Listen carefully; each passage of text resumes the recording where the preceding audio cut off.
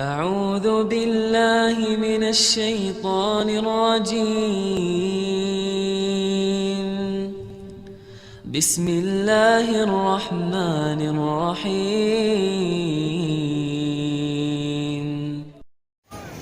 Jangan bersalawat kepada Nabi Muhammad sallallahu alaihi wasallam terangkat kesusahan. Jangan berbanyak salawat kepada Nabi Muhammad terlunas hutang. Jangan berbanyak salawat kepada Nabi Muhammad dijamin dapat syafaat. Jangan banyak salawat kepada Nabi Muhammad diampuni dosanya. Jangan berbanyak salawat kepada Nabi Muhammad terkabul hajatnya. Apapun hajat kita, silahkan disalawatin, insyaAllah terkabul. Orang tuanya sedang sakit, apalagi sakitnya parah, bersalawat. Guru saya mencerita, ketika beliau operasi masuk rumah sakit, operasi jantung. Habis operasi jantung terjadi kesalahan, diperiksa ternyata ada gentalan darah di dalam saluran jantung. Jadi mereka pada bingung terjadi ini. Ada seorang perawat langsung mengingatkan, "Hei guru, insya-Allah ada jalan mudah. Jangan difikirkan, tapi ingatlah salawat kepada Nabi Muhammad." Kemudian dia pergi. Beliau langsung bersalawat. Tidak sampai beberapa saat, kembali lagi pada dokternya, diperiksa, subhanallah, seperti masalah yang tadi ada masalah yang harus diambil segera keputusan operasi, terangkat masalahnya. Assalamualaikum warahmatullahi wabarakatuh. Rasulullah sallallahu alaihi wasallam bersabda di hadis yang sahih, "Man shalla alayya fil yawmi wal layla 10 marratin kutibat lahu syafa'ati yawmal qiyamah." Barang siapa yang salawat kepadaku 1 hari dan 1 malam, artinya pagi hari dan malam hari, 10 kali dapat syafaatku. Ya Allah, menurut saya ini promo enak, dikasih amalan yang enak, ditambah cinta Rasul, tambah dapat syafaat. Jujur saja Bapak Ibu, boleh nggak saya ungkapkan yang jujur? Jujur ya, tapi terima ya. Aku malu kalau lihat seorang muslim lewat 1 hari, 2 hari tapi tidak bersalawat kepada Rasul. Cuma silahkan tanya diri, berapa hari lewat tidak bersalawat? Dan subhanallah, salawat enak. Kalau salat mungkin merasa berat, harus wudu, menghadapi kiblat, proses. Tapi kalau bersalawat enak. Mau wudu tidak wudu boleh, berdiri duduk berbaring boleh, menghadapi kiblat tidak menghadapi kiblat boleh, di rumah, di masjid, di jalan boleh, ibu-ibu sambil masak boleh. Allahumma salli Allahumma salli, terus bersalawat. Nikmat, wallahi nikmat. Bahkan termasuk salawat seindah-indah amalan, seindah-indah ibadah, dan seindah-indah zikir. Kenapa? Karena banyak manfaatnya. Jangan bersalawat kepada Nabi Muhammad sallallahu alaihi wasallam terangkat kesusahan. Jangan berbanyak salawat kepada Nabi Muhammad terlunas hutang. Jangan berbanyak salawat kepada Nabi Muhammad dijamin dapat syafaat. Jangan banyak salawat kepada Nabi Muhammad diampuni dosanya. Jangan berbanyak salawat kepada Nabi Muhammad terkabul hajatnya. Apapun hajat kita, silahkan disalawatin, insyaAllah terkabul. Orang tuanya sedang sakit, apalagi sakitnya parah, bersalawat. Saya ingat terjadi Guru saya yang mencerita ketika beliau operasi masuk rumah sakit, operasi jantung. Beliau sudah cukup usia. Habis operasi jantung terjadi kesalahan dalam operasi. Tiba-tiba alat-alat yang dipasangkan di atas dadahnya kayak ada suara bunyi gitu. Ada sesuatu yang tidak beres. Langsung didatangi doktor semua. Ada apa ini? Ada apa ini? Habis diperiksa, ternyata tergentalan darah di dalam saluran jantung. Yang secara medis memang harus dioperasi, tapi juga secara medis kalau habis operasi jantung tidak bisa operasi lagi. Harus menunggu 24 jam sampai 48 jam. Artinya 1 sampai 2 hari supaya bisa diadamkan dan telan baru dioperasi lagi. Jadi mereka pada bingung terjadi ini. Guru saya melihat memang beliau tidak bisa berbicara banyak, tapi melihat dari mata para doktor yang hadir, mereka kebingungan apa yang kita harus lakukan. Akhirnya beliau sepertinya faham ada masalah, ada sesuatu. Kata beliau, di saat itu saya sudah menyerahkan diri kepada Allah. Ada seorang perawat, subhanallah juga perawat yang salihah, langsung mengingatkan, "Hei guru, insya Allah ada jalan mudah. Jangan difikirkan, tapi ingatlah salawat kepada Nabi Muhammad." Kemudian dia pergi. Para dokternya juga pergi untuk mengambil keputusan. Mereka rapat mendadak untuk mengambil keputusan apakah dioperasi lagi atau bagaimana. Dibiarkan seperti ini. Beliau langsung bersalawat. Tidak sampai beberapa saat, kembali lagi para dokternya, diperiksa, subhanallah, seperti masalah yang tadi ada masalah yang harus diambil segera keputusan operasi, terangkat masalahnya. Allahumma salli ala Sayyidina Muhammad wa ala Sayyidina.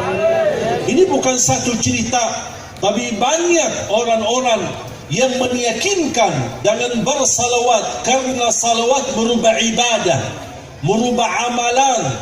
Dan barang siapa yang meyakinkan amalan ini akan Allah kabulkan hajatnya, berarti akan terkabul hajatnya. Tapi jangan ada bahasa, aku mau coba ya. Coba dulu ya.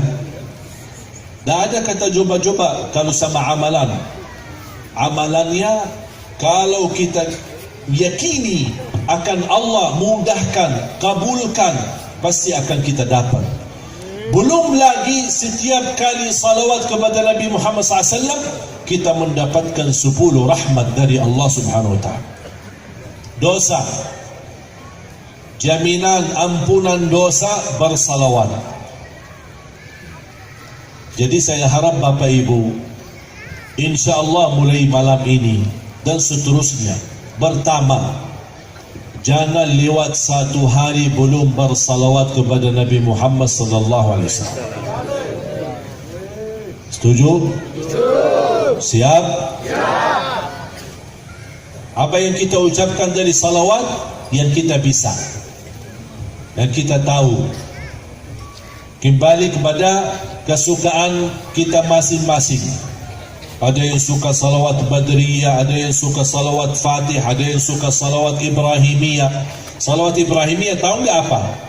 Yang kita baca dalam salat disebut oleh ulama salawat Ibrahimiyah. Kenapa disebut salawat Ibrahimiyah? Karena di situ ada nama Nabi Ibrahim alaihissalam. Mana yang kita bisa, silahkan. Yang penting jangan lewat 1 hari dan 1 malam belum bersalawat kepada Nabi Muhammad SAW. Lebih khusus lagi, lebih fokus lagi, lebih memberikan perhatian lagi di malam Jumat dan di hari Jumat. Makan bagi tangan kanan. Mengapa? Saya ingin mengikuti Nabi Muhammad. Bukan karena tangan yang kanan itu lebih baik. Itu memang hal sudah biasa. Tapi yang saya ingin, angkatlah di hatimu, aku mengamalkan ini karena ingin meniru Nabi Muhammad SAW. Pakai baju, pakai tangan yang Karena baru menapa? Rasakan di hati, karena itulah yang dilakukan oleh Nabi Muhammad sallallahu alaihi wasallam. Kalau pas mandi siram air ke sebelah kanan, baru ke sebelah kiri, baru ke seluruh badan. Menapa? Karena Rasulullah suka mandi seperti itu. Kalau pakai kaos kaki, yang kanan dulu, baru yang kiri. Pakai sepatu, pakai sandalnya, masuk rumah, masuk WC, pakai yang kiri. Kemudian baru yang kanan. Kalau keluar, yang kanan dulu, baru yang. Menapa saya lakukan ini? Bukan soal ini baik atau ini buruk, tapi saya melakukan ini karena Rasulullah suka melakukan seperti ini. Kalau kita bisa hadirkan ini selalu dalam hati, subhanallah, akan semakin bertambah cinta kita kepada Nabi Muhammad SAW. Termasuk pas kita lagi makan yang sudah ada di depan, yang sudah disediakan.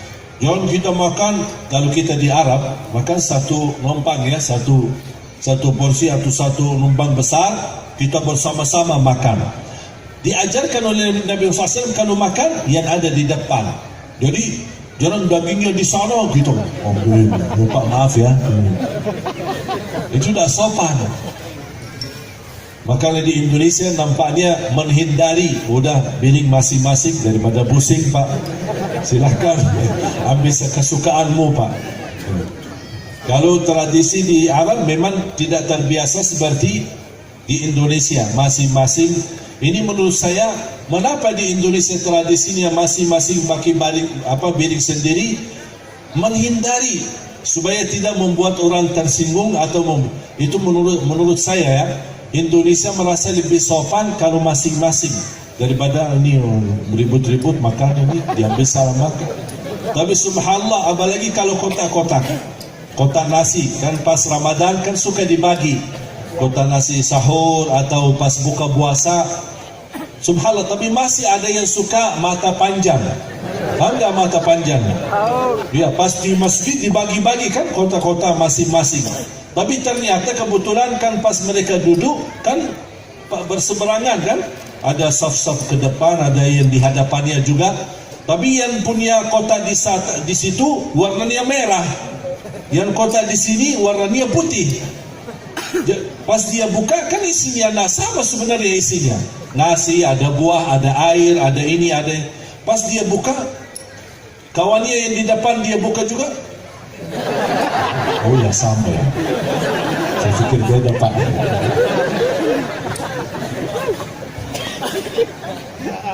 Makanya kalau kita di Arab, saya masih ingat pas Ramadan, kadang-kadang suka Ramadan di Masjid Nabawi.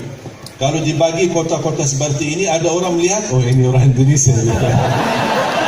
Tahu ya. Dari Indonesia Pak, ya dari Indonesia. Oh tahu, saya tahu Pak.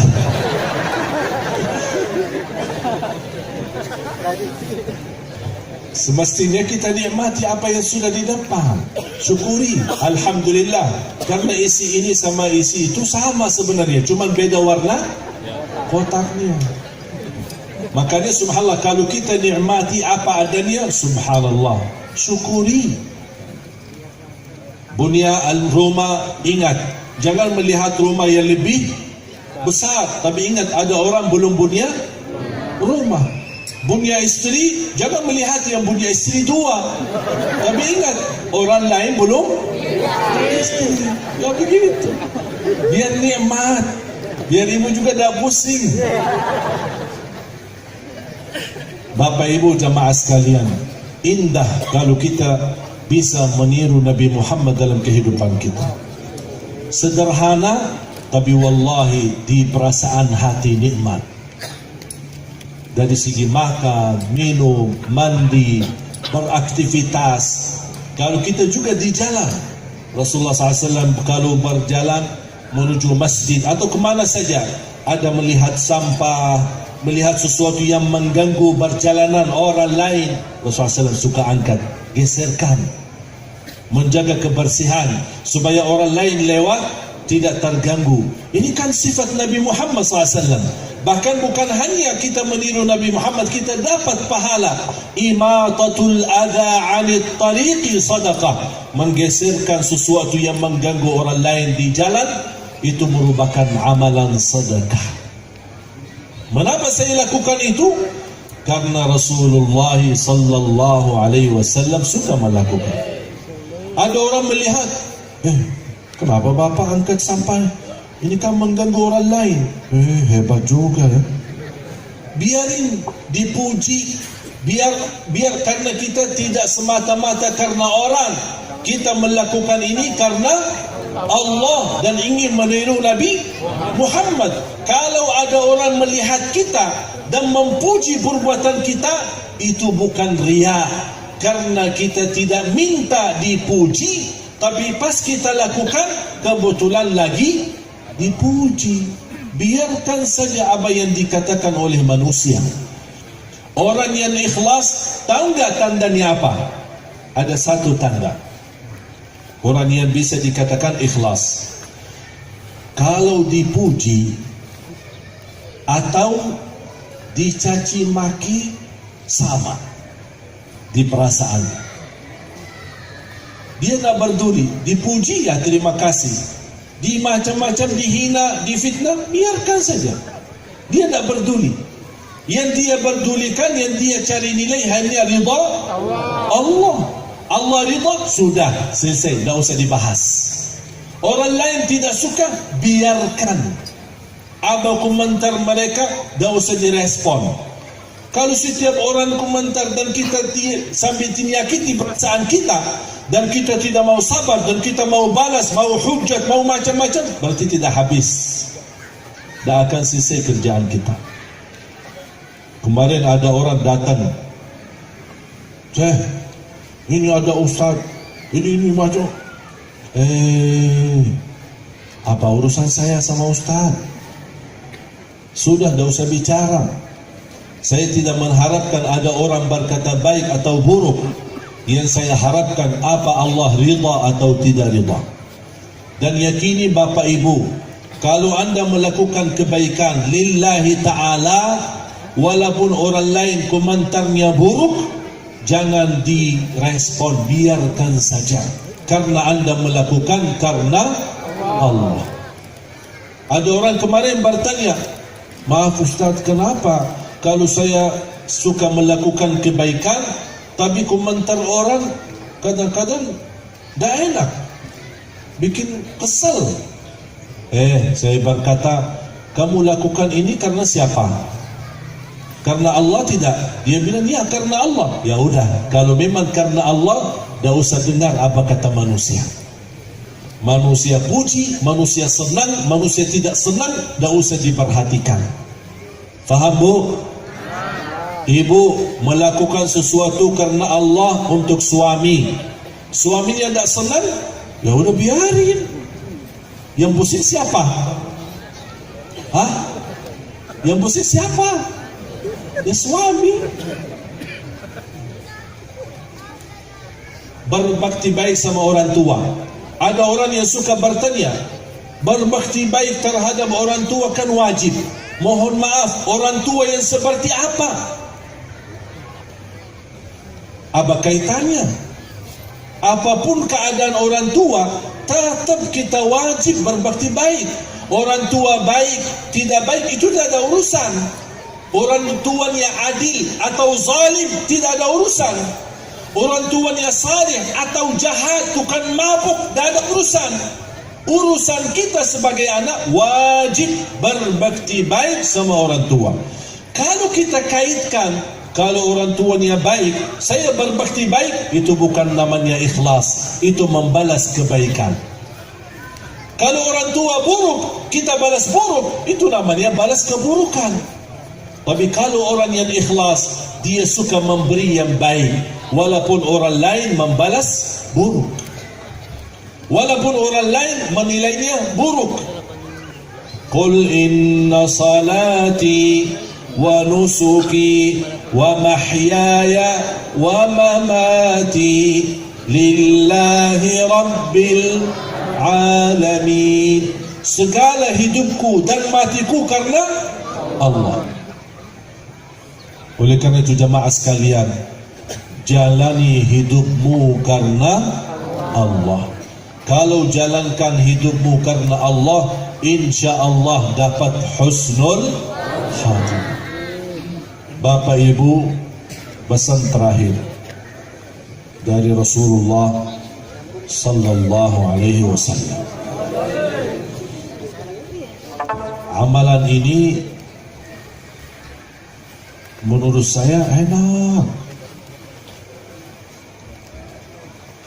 dijamin diampuni dosanya,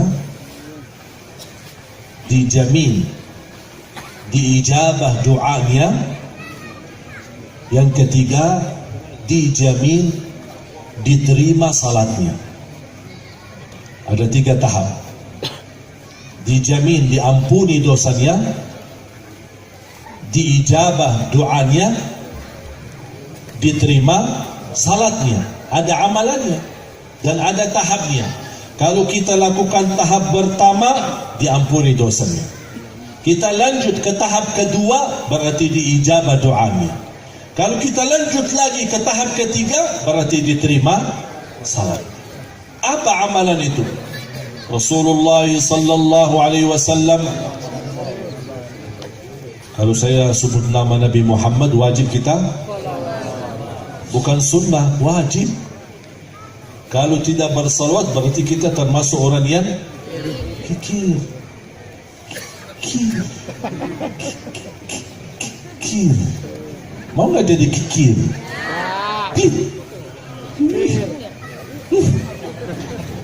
Allahumma salli wa sallim wa barik alaihi wa ala alihi. Bersabda Rasulullah sallallahu alaihi wasallam di hadis yang sahih yang diriwayatkan Imam Bukhari, man ta'arra min al-layl thumma qala la ilaha illallah wahdahu la sharika lah lahul mulku wa lahul hamd wa huwa ala kulli shay'in qadir subhanallah walhamdulillah wa la ilaha illallah wallahu akbar wa la hawla quwwata illa billah Allahumma ighfir li. Allahumma, tahu nggak artinya Allahumma ighfir li? Tahu nggak? Allahumma ighfir li, ya Allah ampunilah. Rasulullah sallallahu alaihi wasallam bersabda di hadis yang sahih yang diriwayatkan Imam Bukhari, barang siapa yang bangun tengah malam, bangun kaget, dikejar anjing, mimpi, bisa nggak terbangun? Terbangun. Bangun karena mau WC, buang air. Bangun karena mau berpaling dari kanan ke kiri atau dari kiri ke kanan. Kadang-kadang kita agak sadar sedikit kan, baru lanjut tidur. Di situ sebelum lanjut tidur ada amalan. Jangan lupa. Apa kata Rasul? Barang siapa yang tiba-tiba bangun tengah malam, apapun alasannya, bangun karena mau tahajud, bangun karena mau masuk kamar mandi, bangun karena apapun alasannya, kata Rasulullah, sebelum bergerak dari tempat tidur, ucapkan amalan ini. Apa ya Rasulullah kami ucapkan? Ikuti saya. La ilaha illallah wahdahu la syarika lah lahul mulku wa lahul hamdu wa huwa ala kulli syai'in qadir subhanallah walhamdulillah wa la ilaha illallah wallahu akbar wa la hawla wa la quwwata illa billah. Allahumma ighfirli. Kata Rasulullah, barang siapa yang bangun tengah malam kemudian membaca zikir ini sampai dia berkata Allahumma ighfirli, diampunilah. Diampuni, bukan akan diampuni, tapi kata Rasul diampunilah. Ini tahap pertama. Kalau baca zikir ini sambil berkata Allahumma ighfirli. Sudah hafal belum? Hah? Soalnya setelah ngantuk ini Pak. Jadi ada yang kita hafal, ada yang lupa. Padahal menurut saya zikir itu sederhana. Semuanya pasti hafal kalimat la ilaha illallah yang panjang kan? Ya udah saya ulang lagi ya. Yang promo tidak apa-apa. Saya sebutin satu, Anda dapat dua. Saya sebutin 2 kali, berarti sudah faham? Perlu nggak 3 kali? Perlu juga. Berarti boleh juga 3 istri. Kan kalau bahasa Indonesia, saya teliti kadang-kadang bahasa Indonesia. Namanya disebutin kan, kalau laki-laki suami, kalau perempuan istri, ya, istri. Apa tri itu? Oh, saya teliti bahasa tri, bahasa Inggris. Istri berarti selama ini S1 ya. Mudah-mudahan Bapak Ibu bahagia selamat dunia akhirat. Yang sudah berkeluarga insyaAllah sakinah mawaddah rahmah. Yang belum berjodoh mudah-mudahan dapat jodoh yang baik, yang menenangkan hati. Amin ya rabbal alamin. La ilaha illallah wahdahu la syarika lah, lahul mulku wa lahul hamd wa huwa ala kulli syai'in qadir. Subhanallah walhamdulillah wa la ilaha illallah wallahu akbar wa la hawla wa la quwwata illa billah. Allahumma ighfirli. Sudah hafal? Coba angkat tangan yang sudah hafal. Angkat tangan. Hah? Dari adik-adik, ada yang hafal dari adik-adik? Adik-adik yang sudah hafal mana? Coba. Yuk. Bu sudah hafal? Sudah? Bisa nggak bacain? Coba. Boleh berdiri?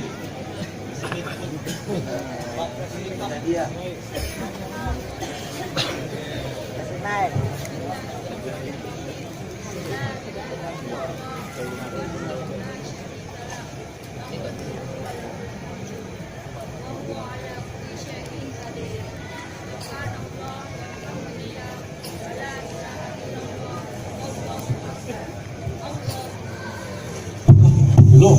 Cek. Ketinggalan.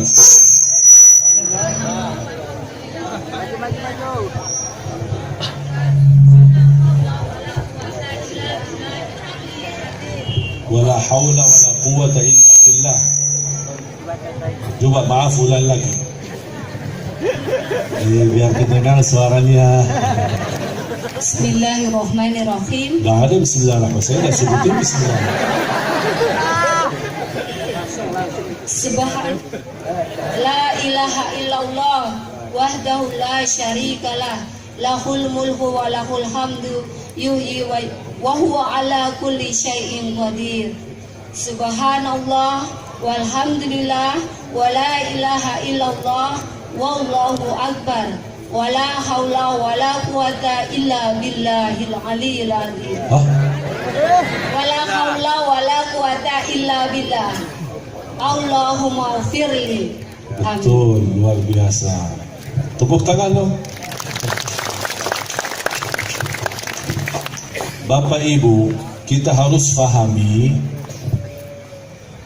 kalau kita baca satu doa, bukan berarti misal ada seperti tambahan, misal la haula wala quwata illa billahil aliyil azim. Soal boleh saja, tapi mengapa saya berkata? Karena saya ikuti sesuai yang disampaikan oleh Rasul. Tidak ada satu huruf tambah, tidak ada satu kalimat tambah. Ada satu riwayat yang lain yang bukan seperti amalan ini, la ilaha illallah wahdahu la syarikalah lahul mulku wa lahul hamd yuhyi wa yumiit. Ada, memang ada. Barang siapa yang membaca 10 kali akan diampuni dosanya, itu habis subuh dan habis maghrib. La ilaha illallah wahdahu la syarikalah lahul mulku wa lahul hamd yuhyi wa yumiit wa huwa ala kulli syai'in qadir. Berapa kali? 10 kali. Tapi yang khusus ini, pas bangun tengah malam, tidak ada kata yuhyi wa yumiit. La ilaha illallah wahdahu la syarikalah lahul mulku wa lahul hamd wa huwa ala kulli syai'in qadir. Tapi misal kalau ada orang baca, dia karena sudah terbiasa bagi yuhyi wa yumiit dan dia baca, tak apa-apa. Maksudnya itu hal karena mungkin lidah kita sudah terbiasa. Allah Maha tahu niat kita, bukan niat kita ingin seolah-olah lebih hebat atau bertambah. Kita hanya ingin mengamalkan apa yang dilakukan oleh Rasul sallallahu alaihi wasallam. Allahumma ghfirli. Kita dapat apa? Diampuni Allah. Itu tahap pertama. Tahap kedua apa? Kata Rasulullah, wa man da'a, habis zikir ini kita masih di tempat tidur nih. Wa man da'a ustujiba lahu, dan barang siapa yang berkenan habis itu berdoa, diijabah doanya. Menurut saya ini amalan dijamin 100% kita dapat. Doa walaupun dalam keadaan berbaring di tempat tidur, walaupun mohon maaf keadaannya belum mandi, dalam keadaan junub atau hadas akbar, boleh kita berdoa. Doa tidak harus angkat tangan. Kita dalam keadaan berbaring bisa berdoa. Misal ada sebuah hajat, besok anaknya mau ujian, ya Allah mudahkan ujian anakku, terkabul. Itu sudah ada jaminan dari Rasul, diijabah oleh Allah. Doa itu tidak harus panjang. Doa walaupun hanya sebuah kata, satu kata, sesuai hajat kita, keinginan kita. Ya Allah, besok mau melamar sebuah kerjaan, mudahkan ya Allah kerjaan yang baik. Itu sudah satu doa selesai. Kemudian habis itu lanjut tidur, boleh. Faham? Jadi doa walaupun sebentar, karena di situ kesempatan emas, kesempatan luar biasa, diijabah sebagaimana jaminan Rasulullah, diijabah oleh Allah Subhanahu wa taala. Misal ada satu dosa yang belum kita bisa tinggalkan, bisa anda habis zikir ini anda doa, ya Allah kuatkan iman aku biar saya mampu meninggalkan dosa ini dan taubatan nasuha. Itu saja cukup, tidak perlu panjang-panjang. Cukup doa satu kali, sudah dijamin oleh Rasulullah SAW, diijabah oleh Allah Subhanahu wa taala. Ini tahap yang kedua. Habis itu boleh enggak saya lanjut tidur? Boleh tidur. Tapi ada tahap ketiga kalau masih berkenan. Tahap ketiga apa? Kata Rasulullah, wa in qama fatawadda'a wa shalla qubilat salatuhu. Kalau dia berkenan, bangun, ambil air wudu dan salat, diterima salatnya. Salat apa? Terserah. Sunnah wudu, sunnah hajat, salat taubat, tahajud, salat malam, apapun. silahkan. Apapun salatnya di situ, diterima salatnya. Subhanallah. Makanya jemaah sekalian, jangan sia-siakan. Walaupun hanya 2 rakaat. Belum witir, boleh witir 2 rakaat, kemudian salam, habis itu lanjut 1 rakaat. Berarti salat itu diterima oleh Allah. Diterima salat 2 rakaatnya dan diterima witirnya. Karena Rasulullah SAW bersabda, Inna allaha witir, yuhibbul witir, fa'autiru. Allah maha witir, Allah cinta witir, dan jagalah witir, kata Rasulullah SAW. Sudah faham?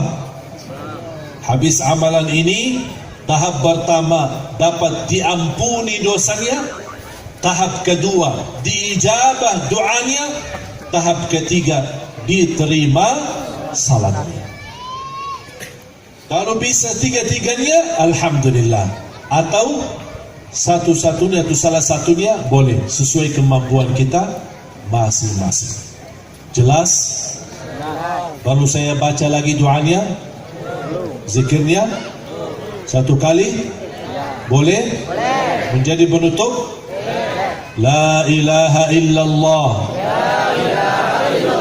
wahdahu la syarikalah, lahul mulku wa lahul hamd, wa huwa ala kulli syai'in qadir.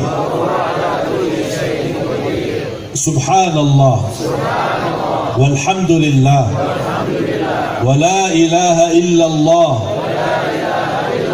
wallahu akbar, wa la hawla wa la quwwata illa billah. Allahumma ghafirli. Habis itu berdoa kalau berkenan. Kalau tidak berkenan, tidak apa-apa, sah amalannya, lanjut tidurnya. Tapi kalau berkenan, doa diijabah doanya, berkenan lagi tambah wudu dan salat, diterima salatnya. Mudah-mudahan insyaAllah bermanfaat. Mudah-mudahan pertemuan ini menjadi saksi baik bagi kita semua di hadapan Allah dan di hadapan Rasulullah SAW. Dan mudah-mudahan sebagaimana kita kumpul dalam rangka Maulidun Nabi sallallahu alaihi wasallam, mudah-mudahan kita insya-Allah bersama-sama duduk di dalam surga Allah bersama Nabi Muhammad sallallahu alaihi wasallam. Jangan lupa kita doakan saudara kita di Palestina. Mudah-mudahan Allah angkat ujian yang mereka hadapi. Saya minggu lalu baru pulang dari Palestina. Subhanallah, suasana di sana sangat luar biasa dan dapat kehormatan dan menjadi sejarah bagi saya sendiri. Diberikan dalam kejutan yang luar biasa ketika saya menemani imam masjid Qubbatus Sakhra, tempatnya Mi'raj Nabi Muhammad SAW. Karena masjid Al-Aqsa sama Qubbatus Sakhra yang di Qubbah Mas itu, kalau Qubbah Mas itu namanya pusat tempat salat Nabi Muhammad dan sekaligus tempatnya Mi'raj ketika naik ke langit. Saya jujur saja terkejut ketika ditemani imam masjid di sana, kemudian diajak salat maghrib. Saya temani ke masjid. Banyak juga jamaah, ada dari Indonesia, Malaysia, dari Turki, dari India, dari Inggris, dari Prancis, dari beberapa negara. Semuanya orang Islam datang. Kemudian pas habis iqamat salat maghrib, malah beliau dorong saya ke mihrab untuk menimami salat maghrib. Dan alhamdulillah, kemuliaan yang luar biasa bagi saya, kenikmatan luar biasa dapat kesempatan menimami maghrib dan isya di tanah suci Baitul Maqdis Al-Quds. Mudah-mudahan insyaAllah menjadi barakah bagi saya dan menjadi barakah bagi kita semua. Amin ya rabbal alamin. Dan mereka di sana subhanallah luar biasa. Saya melihat keistiqomahan mereka ketika kami keluar dari hotel kira-kira jam 2 malam. Berkeinginan jamaah kami bersama rombongan ingin tahajud di Masjidul Aqsa. Pas kami masuk di sana, ternyata posisi kota Al-Quds atau area Masjid Al-Aqsa dan Qubbatus Sakhra, tempat Mi'raj Nabi Muhammad, bersama halaman itu di dalam pagar yang begitu panjang dan besar, disebut Kota Tua. Kota Tua. Dari jalan rayanya masuk ke area Kota Tua itu ada pintu-pintu, dan setiap pintu dijaga oleh pasukan Israel. Ketika masuk dari pintu pertama sampai menuju halaman, cukup hampir kita bisa jalan kaki lebih dari 10 minit. Dan ini semua sepanjang perjalanan itu kampung dalam Kota Tua. Jadi tempat tinggal, toko-toko, jualan ini, jual roti, buah-buah, bukannya macam seperti dalam kota. Dan semua asli orang-orang penduduk di sana, istilahnya yang disebut kata Al-Maqdisiyin. Maqdisiyin asli orang kampung situ, rata-rata memang apalagi yang tua-tua tinggal di dalam Kota Tua itu. Habis selesai dari Kota Tua, masuk ke halaman masjid.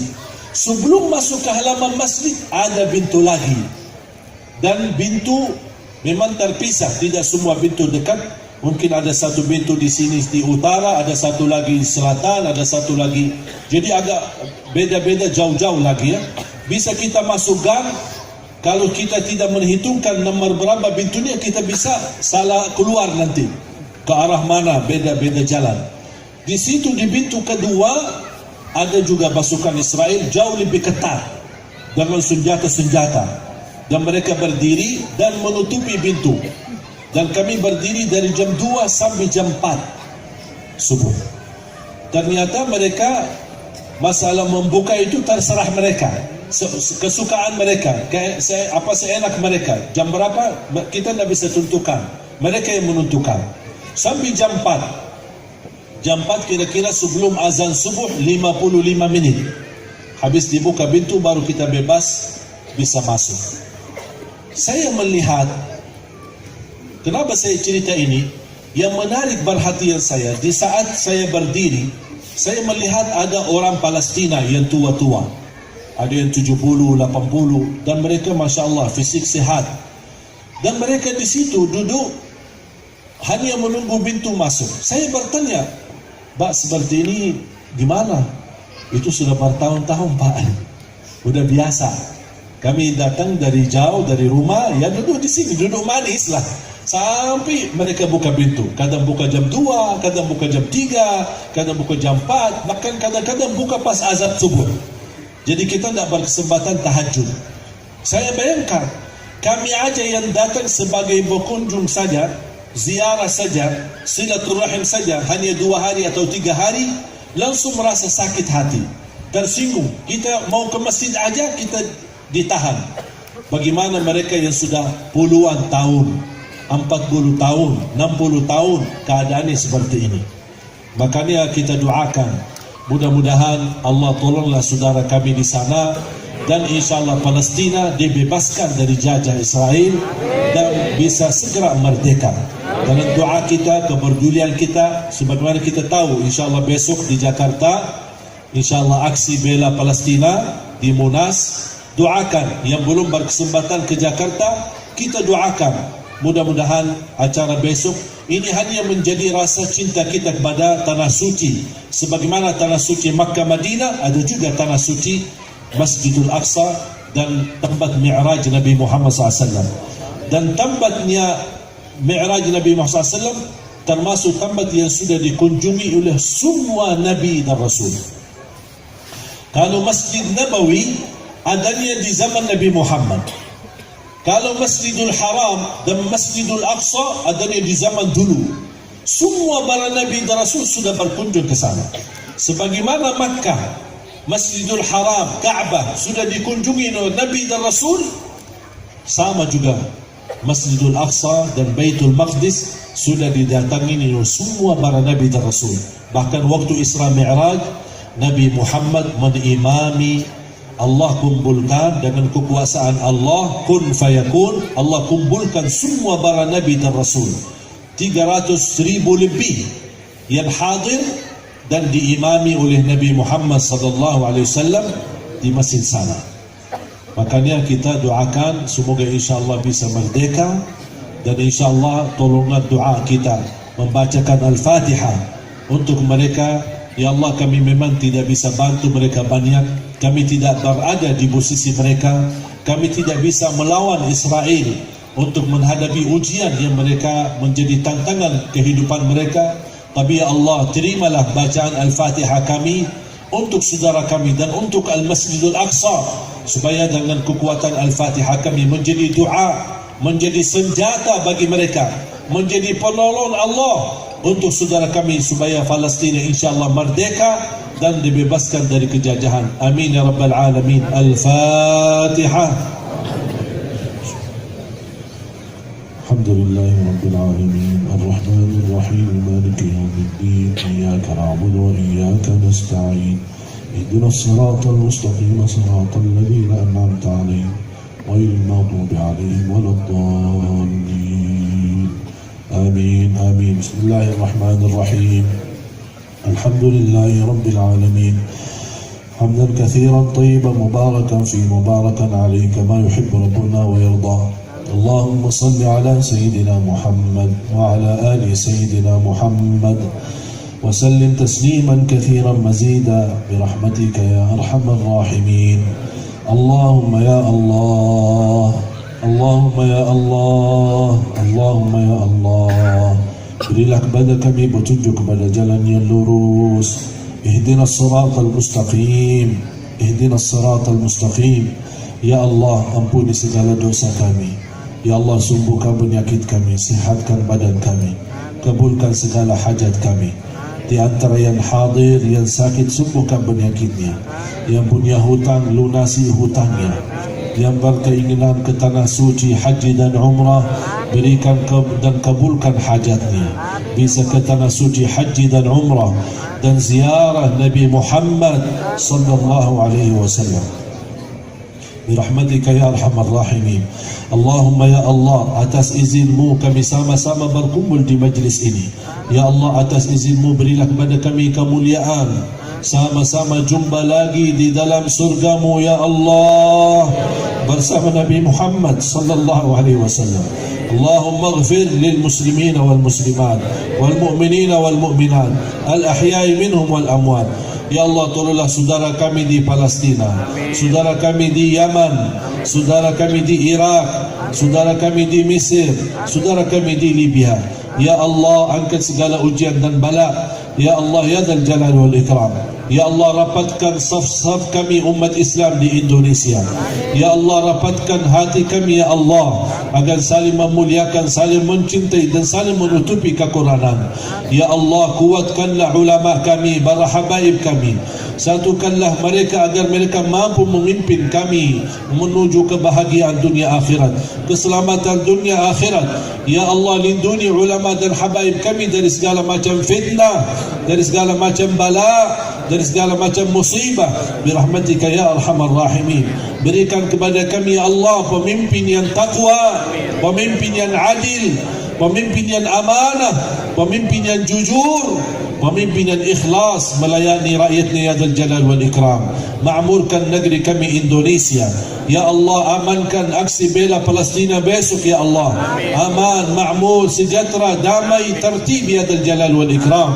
Birahmatika ya arhamar rahimin. Ya Allah, jadikan negeri kami Indonesia baldatun tayyibah wa rabbun ghafur. Ya Allah, berikan kepada kami, keluarga kami, anak-anak kami menjadi anak penghafal Al-Quran, anak dan cucu yang mampu menjaga nama baik keluarga kami, anak dan cucu yang salih salihah, anak dan cucu yang membanggakan kami di hadapan-Mu hari kiamat. Birahmatika ya arhamar rahimin. Ya Allah, kami berkumpul di sini untuk menunjukkan rasa cinta kami kepada Nabi Muhammad sallallahu alaihi wasallam. Ya Allah, jadikan cintaan kami malam ini kepada Nabi Muhammad yang menjaminkan kami dapat syafaat Nabi Muhammad sallallahu alaihi wasallam. Birahmatika ya arhamar rahimin.